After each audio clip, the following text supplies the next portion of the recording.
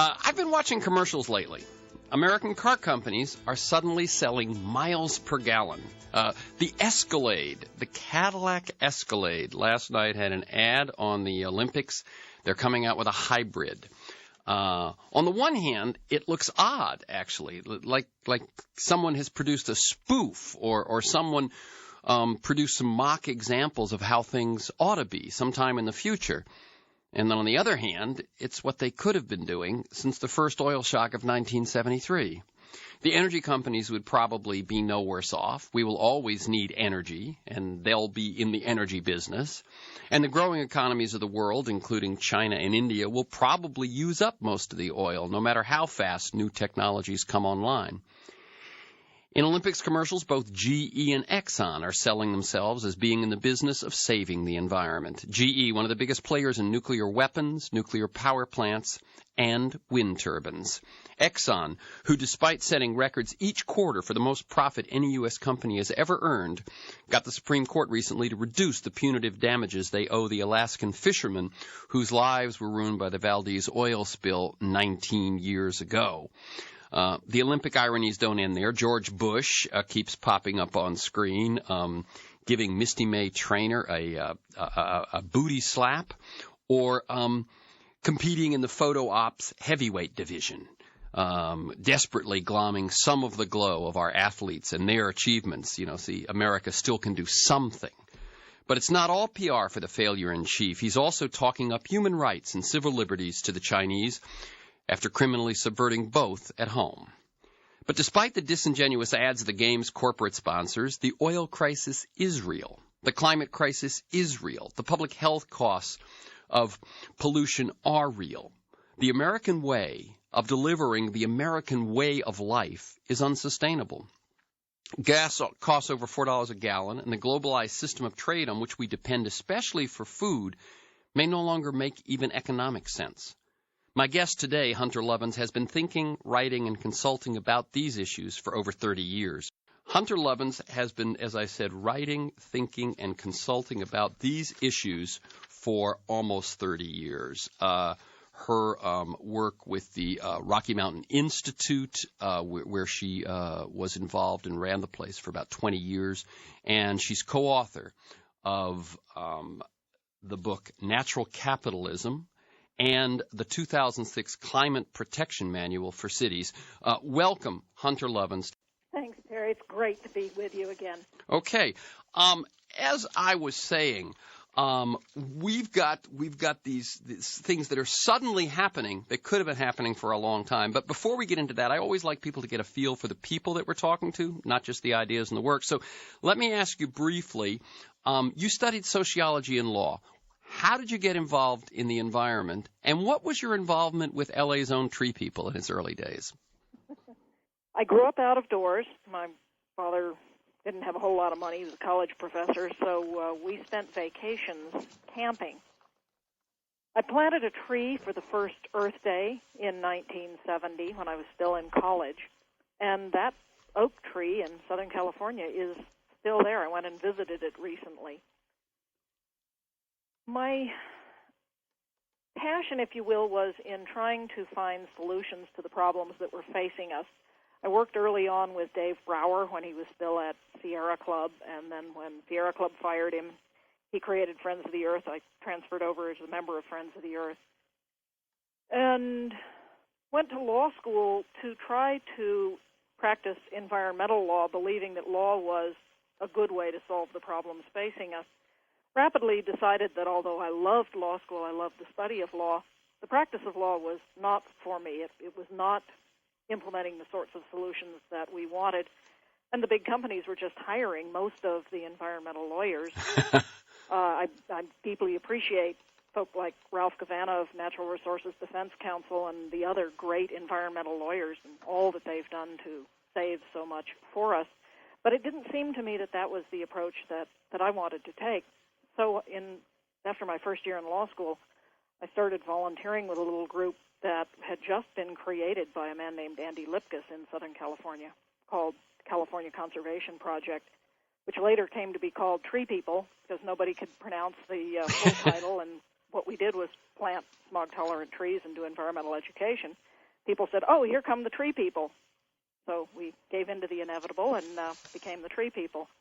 I was Andy's assistant director for 6 years in the early to mid-'70s, still trying to figure out what were the real solutions to the problems. Planting trees is a wonderful thing to do, but it's not going to stop smog. Smog was an artifact of the misuse, the misunderstanding, the misallocation of energy.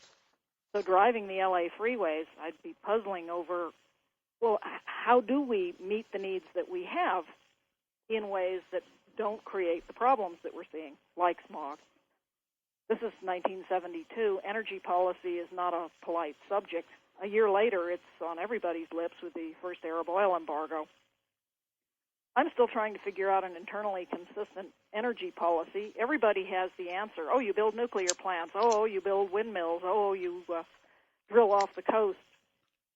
And none of that seemed to be a coherent answer. It wasn't until 1976 when I read an article in Foreign Affairs magazine by a guy named Amory Lovins that I found the first internally consistent energy policy, but it was written for physicists and in highly technical language.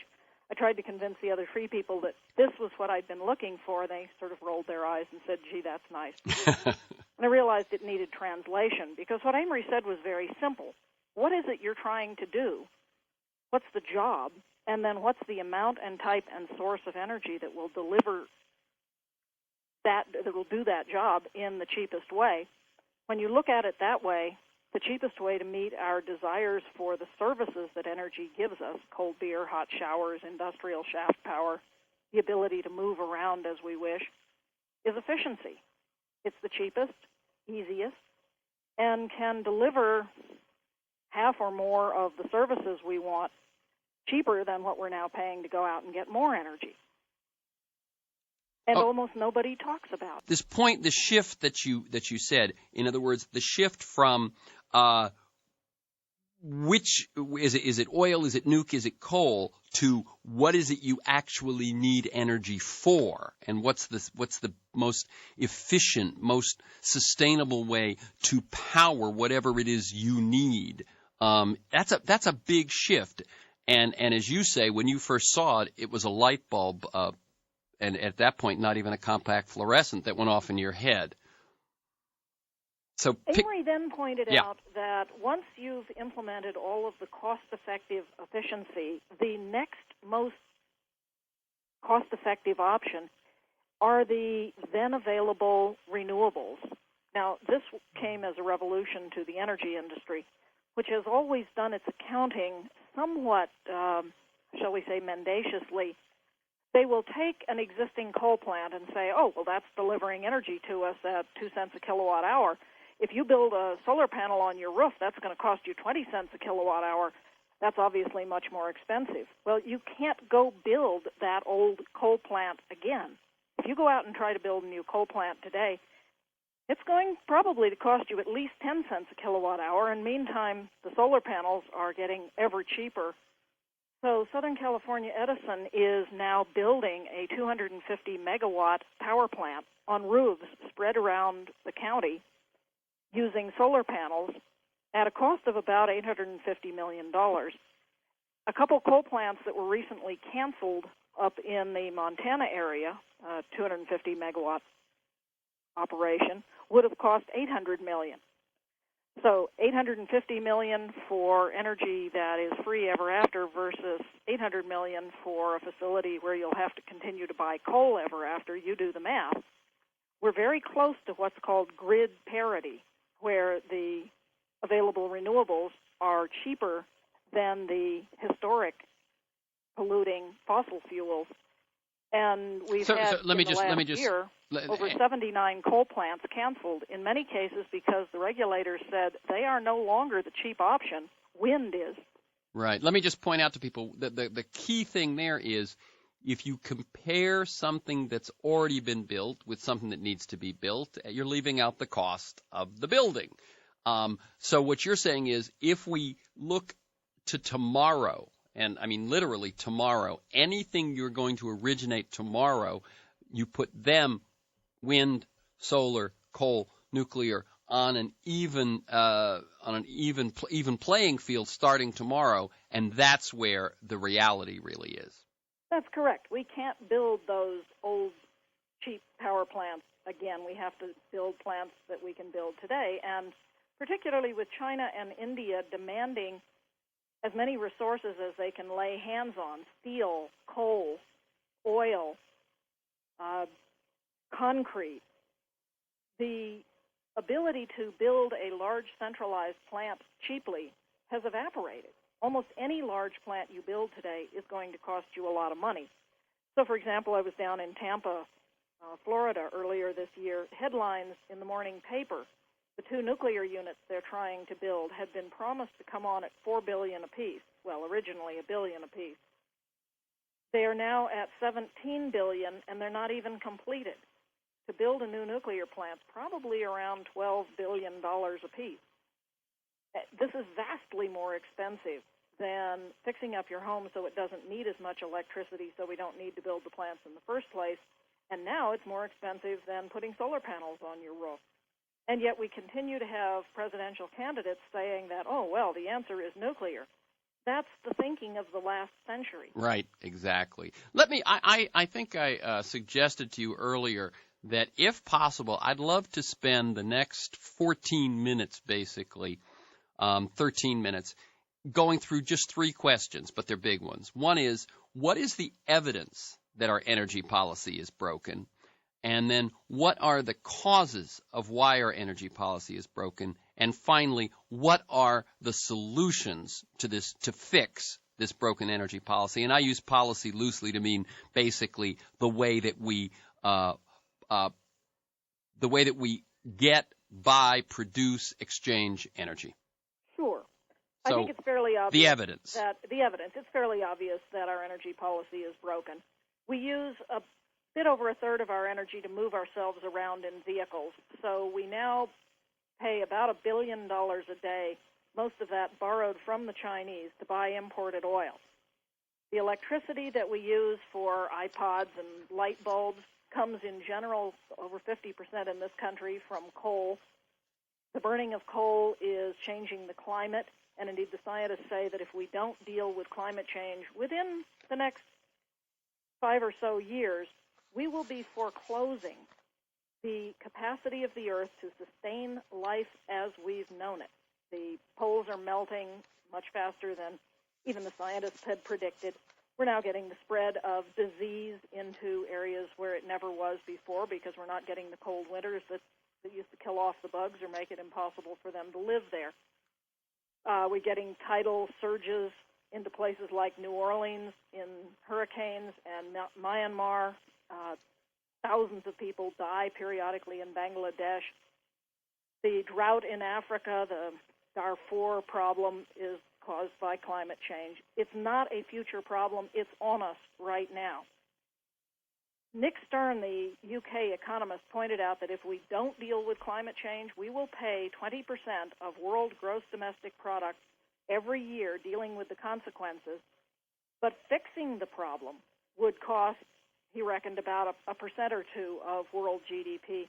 And I actually think he got that wrong, because investing in what will fix climate change, i.e. energy efficiency and renewable energy, is also the best way to create American jobs, to revitalize our economy, and to drive prosperity here at home.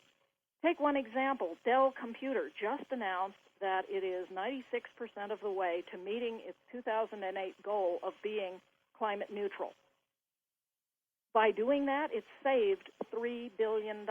Excellent. These, company by company by company, Goldman Sachs about a year ago came out with a report showing that the companies that are the leaders in environment, social, and good governance policy have 25% higher stock value than their competitors. Last February, the Economist Intelligence Unit came out with a report showing that the worst-performing companies were most likely to have nobody in charge of sustainability. There is now a robust business case for implementing the kind of sensible energy policy that we should have done years ago. Back in the 1950s, a group called the Paley Commission urged a transition away from fossil fuel to renewable energy and energy efficiency as a matter of grave national security. This report was recently repeated by the CIA and the National Security Council, said the same thing. We are vulnerable because of our dependence on imported oil and because of our dependence on very dangerous forms of energy. Our proposals to put LNG plants off the California coast. Right. Talk about a terrorist target. Come on. And basically that one is natural gas is promoted, I think, as the much cleaner alternative to the other fossil fuels. So how did we get here? What are the causes of this of what seems on the face of it when you tell, for instance, that Dell by cutting its climate impact and its pollution impact saves a great deal of money. Since that's the case, why are we so behind in this? As I say, as I said about those commercials at the top, we could have been doing that since '73 or before. Americans seem to believe that we have a birthright to cheap energy, and that the answer to our problems now is to drill more off the California coast, pump more oil, spew more pollution, and have cheap oil to fuel our petropigs. That's not the answer. The answer is to use technology to deliver the services we want, like mobility, in smarter ways. So, for example, in Curitiba, Brazil, they redesigned the transit system so that people can get where they want to get to quicker on buses than they can in cars. And these are high-tech buses that act like a metro. Curitiba has the highest car ownership and the lowest car usership. Communities like where I live in Boulder are designing new villages to be walkable and bikeable. If you still want to drive a car, let's have a car that gets at least 100 miles to the gallon. These cars can be made right here in the United States. And if we weren't subsidizing our oil companies and car companies to use last century's technologies, we'd have these better performing devices right now. Let's start demanding them. The reason we don't have a sensible energy policy is that we haven't stood up and said we want it. We want a nation that's based on secure energy, affordable energy, independent energy that comes from renewable sources and that's efficiently used. That's the reason. It's our fault. It's our fault, and basically it seems, again, like one of those things where people, if you ask people, do we want that? It seems to me the vast majority would say, oh, sure. But it doesn't rise to the top of their priority list to the point where they can provide a strong counterbalance to those industries who are entrenched, making billions and spending billions to promote the old, inefficient, dirty ways of doing things. Sure, if you watch the Democratic convention, you'll see ads for clean coal.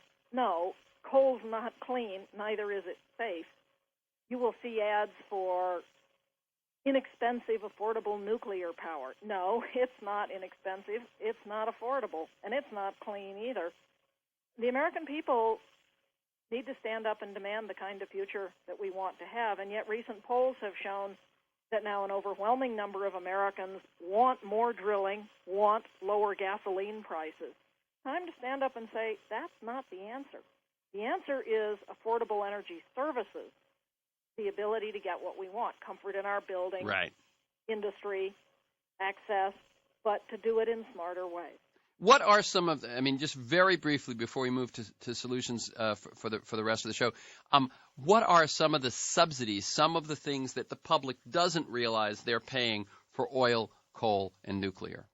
Depends on whose numbers you believe. The American taxpayer is every year subsidizing the oil, gas, coal, and nuclear industry somewhere between $30 and $80 billion directly, and indirectly it's probably over $200 billion a year, making it look cheaper to mine coal, to pump and refine oil, to build highways for cars as opposed to rapid transit that works for everybody. These are choices that we're making in policy because we're not demanding smarter technologies. And if I were a listener and I said that to someone and they said, well, what do you mean subsidizing them 30, 80 billion? What are those subsidies? They can be research dollars to what's called clean coal. Listen to the political candidates. McCain is calling for $500 billion in tax subsidies for nuclear power, $200 billion in subsidies for what's called clean coal. This is a way of burning coal that doesn't even exist yet.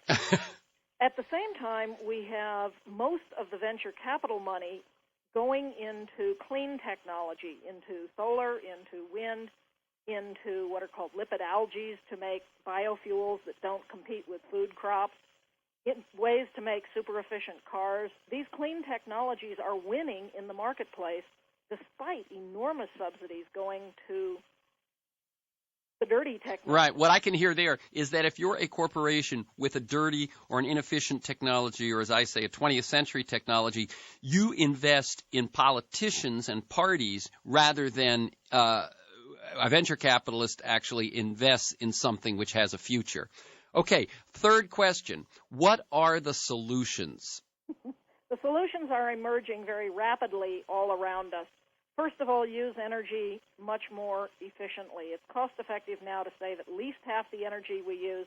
Amory says 90%, but let's start with half. How do you do it? Change out every light bulb in your house to a compact fluorescent or to an LED. Change out your refrigerator. If it's sitting there running, go buy an Energy Star refrigerator. Your utility will probably help you do that, and it will save you money as it sits there and provides colder food at a much lower price. Every energy-using device in your house, unless you have already changed it out, is out of date. Go get a super efficient one. And if you still believe that spending is the way out of our economic crisis, that's what you'll be doing. By spending on the clean technologies and the smart technologies, you'll be helping to grow our economy. Then look at your house itself. Does it need air conditioning to keep you comfortable in the summer? Does it need artificial heat to keep you comfortable in the winter? Then you're living in an inefficient house. Even an old house can be fixed up so that it needs no energy to keep you comfortable year-round. Then your car. Are you driving a Petropig? We ought to have a system called a fee-bate. When you go to register a car, you pay a fee or get a rebate, depending on how efficient the car is. If I want to drive a big old inefficient truck to haul my horses, I pay a fee, and when you register your Prius or Volt, you get a rebate that comes out of my fee. Same thing when you go to build a house. You ought to pay a fee or get a rebate, depending on how efficient it is. State-of-the-art now in buildings is buildings that need no energy to keep them comfortable year-round. State-of-the-art in cars is at least 80 miles a gallon, and there are some test cars getting well over 100. Round at every way in which you in your life use energy and demand that it be a much more efficient one. You can start putting renewables onto your house. A solar shower feels better, and it sure costs a whole lot less. Okay, we got to wrap it up, but you've set people, I think, in the right direction. It's like, look at every place you use energy. There's probably a cleaner, better way, and if you both go out and buy it, and then go out and pressure your politicians to deliver it. Thank you to G, my engineer, to Stan Mizrahi in production, Matt Perez in traffic, and to you, my listeners. I look forward to being with you again next week. The website to learn more about Hunter Lovins' work is natcapsolutions.org, natcapsolutions.org, and the best book I think she's been involved with so far is Natural Capitalism. Email me at temcnally@mac.com if you want to receive my weekly email announcement of upcoming guests and issues, or learn how to get onto my podcast.